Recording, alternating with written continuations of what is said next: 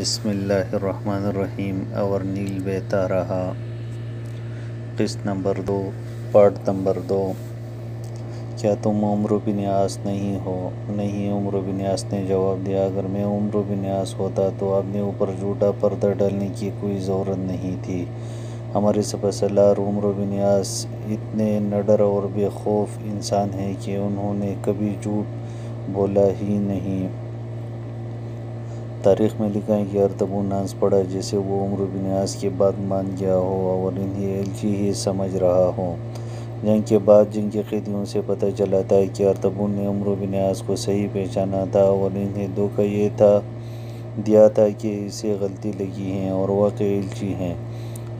عمرو بن عاص اس کے جواب سے مطمئن نہ ہوئے اور سوچنے لگے کہ یہاں سے کس طرح نکلا جائے۔ انہیں شک اس طرح ہوا کہ مذاکرات کے دوران ارطغرل کسی بہانے باہر چلا اور جلدی واپس آ گیا اور مذاکرات شروع کر دی۔ اس حرکت سے عمرو بن عاص کو پکا شک ہو گیا کہ ان کے خیر نہیں۔ بعد میں جو اصل بات کھلی تھی وہ یہ تھی کہ ارطغرل نے باہر جا کر اپنے ایک محافظ سے کہا تھا کہ وہ فلاں جگہ جا کر انتظار کرے اور یہ عربی جو اندر بیٹھا ہے واپس جا رہا ہو تو پیچھے سے اس کی گردن پر ایسا وار کرے کہ سر تن سے جدا ہو جائے۔ وہ محافظ اس جگہ چلا گیا تھا جو اس کام کے لیے موزوں تھی۔ عمرو بن عاص نے ایک طریقہ سوچ لیا۔ انہوں نے مذاکرات کا رنگ ہی بدل ڈالا اور یوں ظاہر کرنے لگے جیسے وہ رومیوں کی طاقت سے ڈرتے ہیں اور ان کی شرائط مان لیں گے۔ اس رویے کا اثر ان پر خاطر خواہ ہوا۔ اب میں آپ کو اپنی اصل حیثیت بتاتا ہوں۔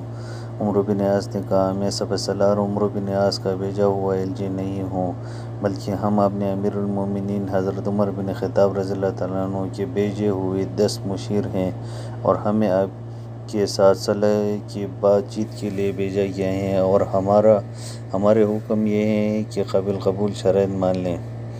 ہم مدینہ سے سیدھے آپ کے پاس پہنچے ہیں۔ عمرو بن عاص کا ان مذاکرات کے ساتھ کوئی تعلق نہیں۔ میں نے آپ کی بات سن لی ہے۔ میرے باقی 9 ساتھی میرے انتظار میں بیٹھے ہیں۔ اگر آپ چاہیں تو میں ان سب کو یہاں لے آؤں گا اور آپ چاہیں تو میں جا کر انہیں بتا دوں گا کہ یہ بات ہوئی ہے۔ فیصلہ کر کے آپ کو بتا دیں گے۔ مجھے یہ توقع ہے کہ میرے ساتھی آپ کی شرائط مان لیں گے۔ یہ تو اور زیادہ اچھا ہے، ارطغرل نے کہا۔ بہتر ہے تم انہیں یہیں لے آؤ۔ ارطغرل پھر کسی کام کے بہانے باہر نکلا اور ایک محافظ کو یہ حکم دیا کہ فلاں محافظ فلاں جگہ کھڑا ہوگا، اسے کہہ دو کہ تمہیں جو پہلے کام بتایا تھا وہ اب نہیں کرنا اور واپس آ جاؤ۔ عمرو بن عاص وہاں سے اٹھے، خیر خوبی قلعے سے نکل آئے، پھر پیچھے مڑ کر نہیں دیکھا۔ ارطغرل شام تک انتظار کرتا رہا۔ یہ عربی سپہ سالار مجھے دھوکہ دے کر زندہ نکل گیا۔ ارطغرل نے کہا، میں نے اس سے بڑھ کر عیار آدمی کبھی نہیں دیکھا۔ اس کے بعد میدان میں بڑی خونریز لڑائی ہوئی جس میں دونوں طرف کا بے پناہ جانی نقصان ہوا اور ارطغرل اپنے بچی کچی فوج کو ساتھ لے کر بیت المقدس چلا گیا اور وہاں فوج کو قلعہ بند کر لیا۔ عمرو بن عاص اور 1-2 اور سالاروں نے بیت المقدس کو محاصرے میں لے لیا۔ ایک روز عمرو بن عاص کو اطلاع دی گئی کہ ارطغرل کا کوئی ایلچی پیغام لایا ہے۔ انہوں نے ایلچی کو فوراً بلا لیا اور پیغام لے کر پڑھا۔ ارطغرل نے لکھا تھا، تم میرے دوست ہو اور تمہارے قوم نے تمہیں وہی رتبہ دیا ہے جو میرے قوم نے مجھے دے رکھا ہے۔ میں تمہیں کسی دھوکے میں نہیں رکھنا چاہتا۔ تم نے اگر اجنادین ہم سے لے لیا تو اس خوش فہمی میں مبتلا نہ رہنا کہ تم فلسطین کا کوئی اور حصہ فتح کر لو گے۔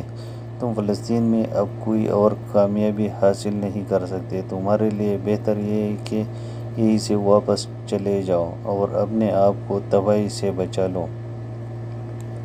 اگر تم نے میری بات نہ مانی تو تمہارا انجام انہی جیسا ہوگا جو بیت المقدس کو فتح کرنے آئے تھے اور پھر زندہ واپس نہ جا سکے۔ عمرو بن عاص نے ارطغرل کے ایلچی کے ہاتھ اس کے پیغام کا جواب دیا۔ انہوں نے جواب میں لکھا، میں فلسطین کا فاتح ہوں اور تمہیں دوستانہ مشورہ دیتا ہوں کہ اپنے مشیروں کے ساتھ تبادلہ خیال کر لو، ہو سکتا ہے وہ تمہیں تباہی سے بچانے کے لیے کوئی دانشمندانہ مشورہ دے سکے۔ اجنادی اور بیت المقدس کی فتح ایک الگ داستان ہے۔ یہاں ایک دلچسپ بات سامنے آتے ہیں جو تاریخ کے دامن میں محفوظ ہے۔ مورخ طبری نے لکھا ہے کہ ارطغرل نے عمرو بن عاص کا پیغام پڑھا۔ ان کے الفاظ پڑھ کر وہ ہنس پڑا کہ میں فلسطین کا فاتح ہوں، ابھی بیت المقدس فتح نہیں ہوا تھا۔ ارطغرل نے عمرو بن عاص کا یہ پیغام اپنے مصاحبوں اور مشیروں کو پڑھا کر سنایا اور کہا کہ عمرو بن عاص بیت المقدس کا فاتح نہیں ہو سکتا۔ اس نے ایسے لہجے میں یہ بات کہی کہ سننے والوں کو یہ خیال آیا کہ بیت المقدس ضرور فتح ہوگا، لیکن فاتح عمرو بن عاص نہیں ہوں گے۔ ان میں سے کسی نے اس سے پوچھا کہ اس نے ایسے بات کیوں کہی؟ بیت المقدس کی فتح کا نام عمر ہے، فاتح کا نام عمر ہے۔ ارطغرل نے یہ عجیب بات کہی۔ توریت میں لکھا ہے کہ بیت المقدس کے فاتح کے نام میں صرف 3 حروف ہوں گے، یہ 3 حروف عمر ہو سکتے ہیں۔ پھر تورات میں عمر کے اوصاف بیان کیے گئے ہیں جن میں کسی کو شک و شبہ کی گنجائش نہیں۔ تورات میں صاف لکھا ہے کہ بیت المقدس مسلمانوں کے قبضے میں چلا جائے گا۔ طبری لکھتا ہے کہ ارطغرل نے یہ بات حتمی اور یقین کے لہجے میں کہی اور اس مجلس پر سناٹا طاری ہو گیا۔ بعض مورخین نے لکھا ہے کہ ارطغرل بغیر لڑے بیت المقدس سے اپنی فوج نکال کر مصر کو بھاگ گیا۔ بات جب فتح مصر پر آتی ہے تو لامحالہ یہ سوال ہوتا ہے کہ اس وقت مصر میں حکومت کس کی تھی؟ اور جب تاریخ یہ جواب دیتے ہیں کہ اس وقت رومی مصر پر قابض تھے اور حکمران ہرقل تھا، تو یاد آتا ہے کہ ہرقل تو ملک شام میں تھا اور یہ سارا خطہ اس کی حکمرانی میں تھا۔ پھر ہرقل مصر کس طرح پہنچ گیا؟ شام سے ہرقل اپنی مرضی سے مصر نہیں گیا تھا، بلکہ اسے مسلمانوں نے شام سے بھگایا تھا۔ اس وقت دنیا میں 2 ہی جنگی طاقتیں تھیں، ایک آتش پرست ایرانی اور دوسری رومی۔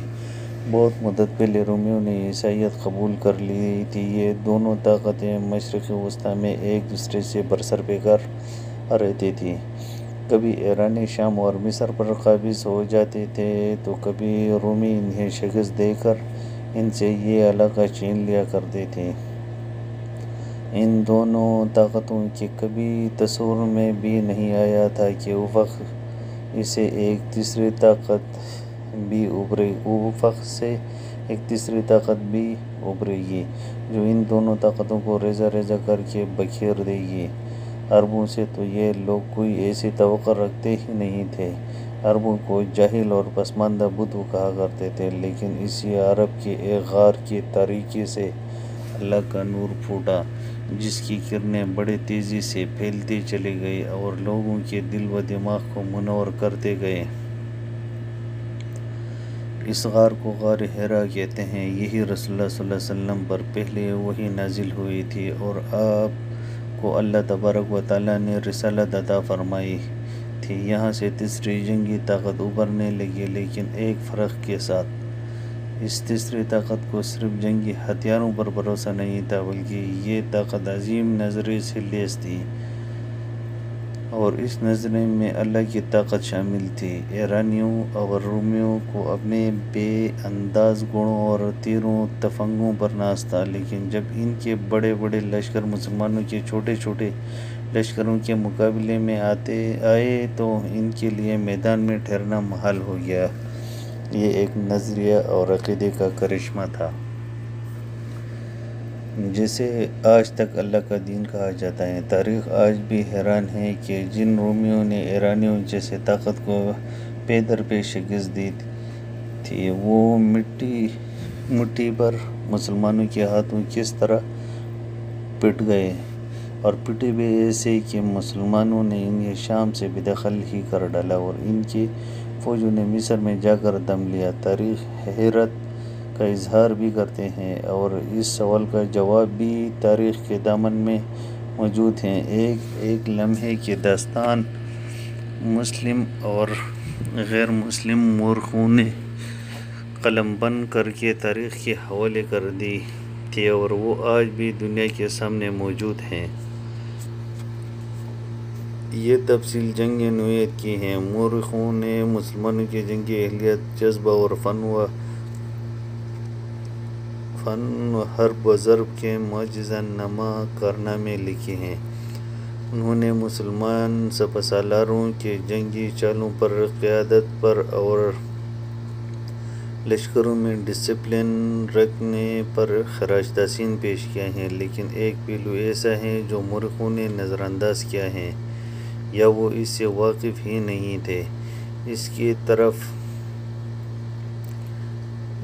کے صرف ایک مثال پیش کی گئی ہے۔ جب مسلمان ابو عبیدہ، خالد بن ولید اور عمرو بن عاص رضی اللہ عنہ کی قیادت میں رومیوں سے برسرپیکار تھے اور ہر میدان سے رومیوں کے پاؤں اکھاڑتے جا رہے تھے، اسی وقت اس علاقے کا ایک بڑا قلعہ بند شہر بہت شہرت یافتہ تھا۔ یہ تھا قنصرین۔ اس کی دفاعی پوزیشن بڑی ہی مضبوط تھی۔ یہ ایک الگ داستان ہے کہ حضرت خالد بن ولید نے قنصرین کو کس طرح فتح کیا تھا۔ یہاں بات ایک شخص کی شخصیت کے سامنے آتی ہے جس کے حوالے سے ہم اسلام کی بنیادی تعلیمات اور عظمت واضح کریں گے۔ اس علاقے میں ایک شخص جبلہ بن حلیم غسانی تھا۔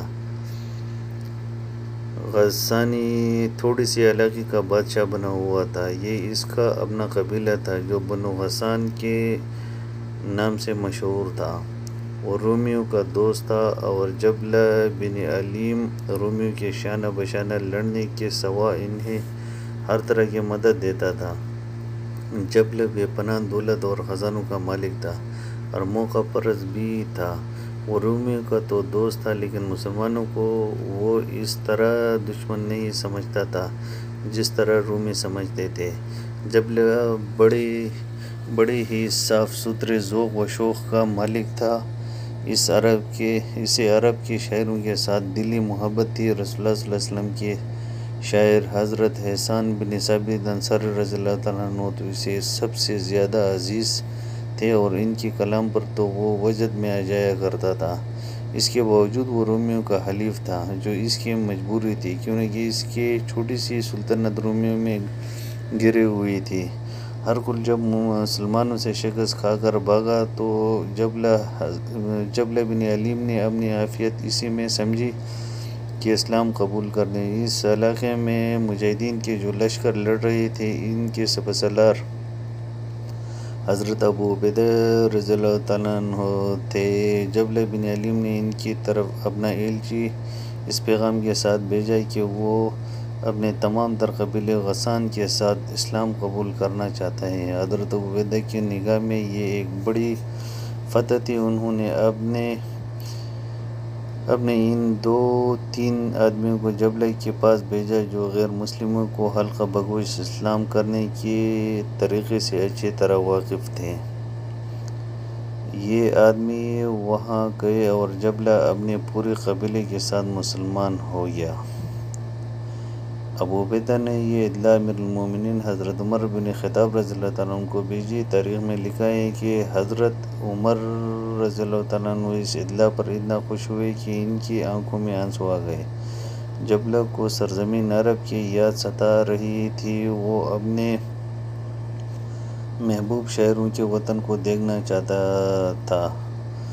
اس نے حضرت عمر رضی اللہ عنہ کی خدمت میں اپنا ایک ایلچی اس درخواست کے ساتھ بھیجا کہ وہ ان کی حضور حاضری دینا چاہتا ہے اور اس کی خواہش ہے کہ فریضہ حج بھی ادا کرے۔ حضرت عمر رضی اللہ عنہ نے اسے اجازت دے دی۔ امیر المومنین جانتے تھے کہ جبلہ بن حلیم کس پائی کا آدمی ہے اور وہ حج کر کے پکا مسلمان بن جائے گا۔ اس کا پورا قبیلہ مسلمان ہو کر مسلمانوں کا ایک بازو بن گیا تھا۔ ایک روز امیر المومنین حضرت عمر رضی اللہ عنہ کو اطلاع دی گئی کہ جبلہ بن حلیم غسانی آ رہا ہے۔ یہ مدینہ کا واقعہ ہے۔ مدینہ شہر میں تو ہنگامہ برپا ہو گیا۔ جبلہ بن حلیم ایک چند چند ایک مصائبوں کے ساتھ نہیں آ رہا تھا، بلکہ اس کے ساتھ 500 کہانی میں آگے جانے سے پہلے آپ لوگوں سے درخواست ہے کہ ہمارے چینل کو سبسکرائب کریں، لائک کریں اور بیل آئیکن کو پریس کریں تاکہ ہر آنے والی ویڈیو آپ لوگوں کو آسانی سے مل سکے۔ 500 افراد تھے، جن میں اکثریت اس کے شاہی خاندان کے تھے اور باقی قبیلہ غسان کے سرکردہ افراد تھے، اور ان سب کی عورتیں بھی تھیں۔ حضرت عمر رضی اللہ عنہ نے کہا، مدینہ کے لوگوں، باہر نکل کر جبلہ اور اس کے ہمراہیوں کا استقبال کریں اور اسے پوری تعظیم دیں۔ لوگ پہلے ہی گھروں سے نکل آئے تھے اور عورتیں منڈیروں پر کھڑے ہو کر اس قافلے کو دیکھنے لگے۔